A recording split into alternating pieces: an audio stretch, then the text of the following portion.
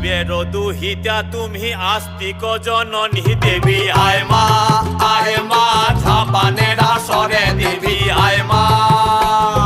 শিবের দুহিতা তুমি আস্তিক জননী চরত কাঠ মুনির পত্নী বাসকি ভগিনী দেবী আয় মা ঝাপানের আসরে দেবী আয় মা ঝাপানের আসরে তুলায় পড়ে কাতর হয়ে ডাকেছি তোমারে দেবী আয় মা।